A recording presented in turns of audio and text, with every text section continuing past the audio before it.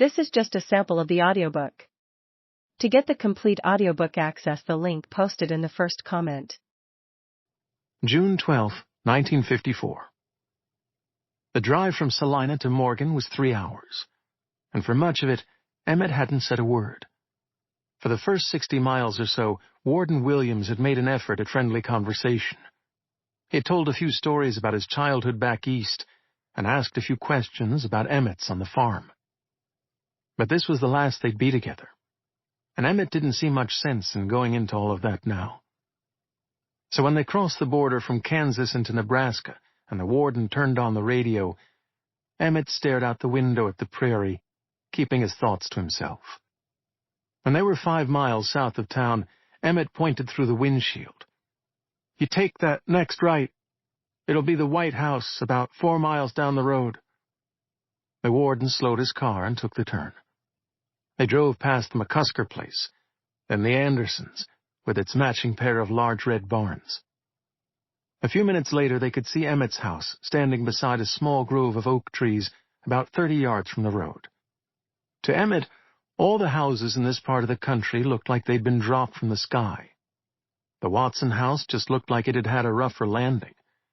The roof line sagged on either side of the chimney, and the window frames were slanted just enough that half the windows wouldn't quite open and the other half wouldn't quite shut. In another moment, they'd be able to see how the paint had been shaken right off the clapboard. But when they got within 100 feet of the driveway, the warden pulled to the side of the road. "Emmett," he said, with his hands on the wheel, "before we drive in, there's something I'd like to say." That Warden Williams had something to say didn't come as much of a surprise. When Emmett had first arrived at Salina, the warden was a Hoosier named Ackerley, who wasn't inclined to put into words a piece of advice that could be delivered more efficiently with a stick. But Warden Williams was a modern man, with a master's degree and good intentions, and a framed photograph of Franklin D. Roosevelt hanging behind his desk. He had notions that he'd gathered from books and experience, and he had plenty of words at his disposal to turn them into counsel. "For some of the young men who come to Salina," he began, "whatever series of events has brought them under our sphere of influence is just the beginning of a long journey through a life of trouble. They're boys who were never given much sense of right or wrong as children, and who see little reason for learning it now.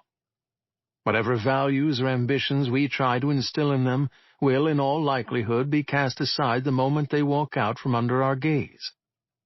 Sadly for these boys, it is only a matter of time before they find themselves in the correctional facility at Topeka, or worse." The warden turned to Emmett. "What I'm getting at, Emmett, is that you are not one of them. We haven't known each other long, but from my time with you I can tell that that boy's death weighs heavily on your conscience. No one imagines what happened that night reflects either the spirit of malice or an expression of your character. It was the ugly side of chance. But as a civilized society, we ask that even those who have had an unintended hand in the misfortune of others pay some retribution. Of course, the payment of the retribution is in part to satisfy those who've suffered the brunt of the misfortune, like this boy's family. But we also require that it be paid for the benefit of the young man who was the agent of misfortune, so that by having the opportunity to pay his debt, he too can find some solace, some sense of atonement, and thus begin the process of renewal. Do you understand me, Emmett?" "I do, sir." "I'm glad to hear it. I know you've got your brother to care for now, and the immediate future may seem daunting, but you're a bright young man, and you've got your whole life ahead of you. Having paid your debt in full, I just hope you'll make the most of your liberty." "That's what I intend to do, Warden." And in that moment, Emmett meant it, because he agreed with most of what the warden said. He knew in the strongest of terms that his whole life was ahead of him, and he knew that he needed to care for his brother. He knew, too, that he had been an agent of misfortune rather than its author.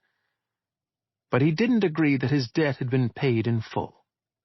For no matter how much chance has played a role, when by your hands you have brought another man's time on earth to its end, to prove to the Almighty that you are worthy of His mercy, That shouldn't take any less than the rest of your life.